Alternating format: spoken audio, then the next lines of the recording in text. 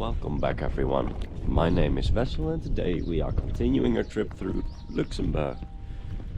Now today we are starting off at Bourscheid and we are immediately we see immediately quite a view towards the southeast, which we will follow a little bit, and then we will turn a little bit that way and walk to Vianden, which is about 21 kilometers.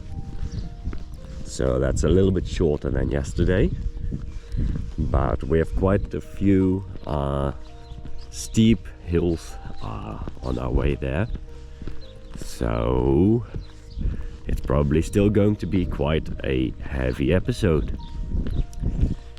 Anyway, as you can hear, my voice is still not fully back to normal.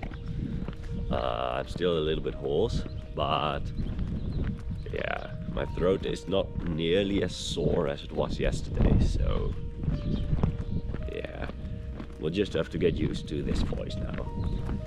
And maybe tomorrow my voice will be a lot better already. So let's continue.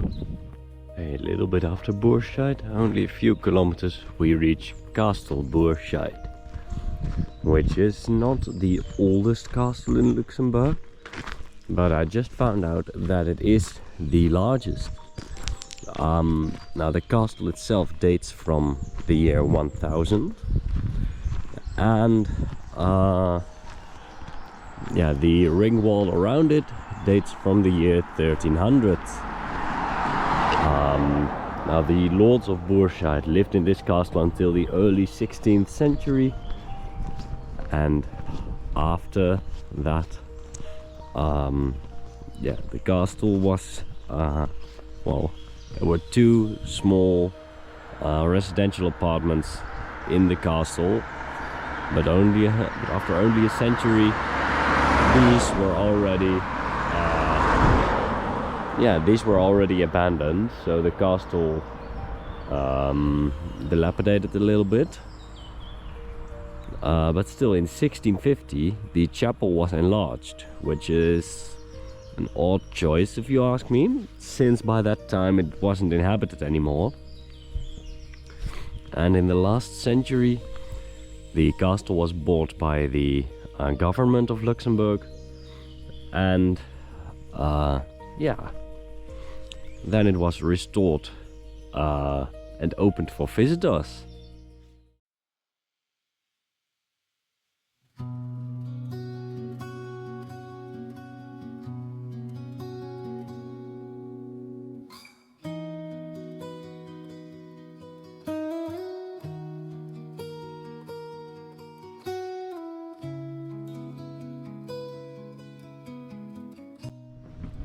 About halfway through the hike we find Castle Brandenburg, which is by now it's mostly a ruin, but it used to be a very important castle, since it is located on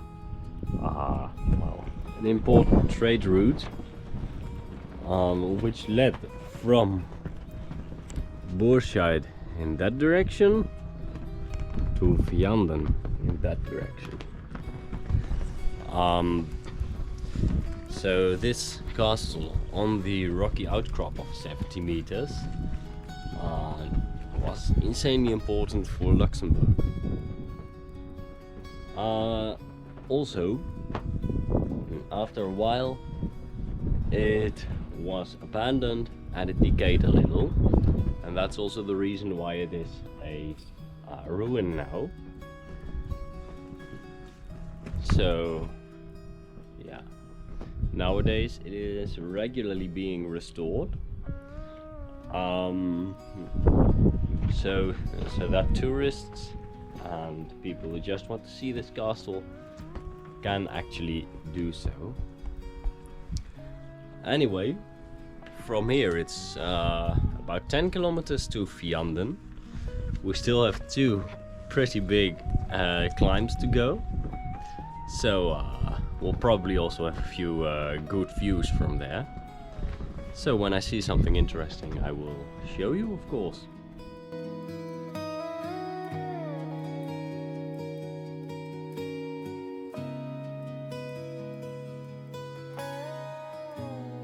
Near the end of today's hike, we find Castle Vianden, which is the castle that looms over the village of Vianden. Now, I have already been here before. It's a very beautiful place to visit, so let's enter and see about the history of this place.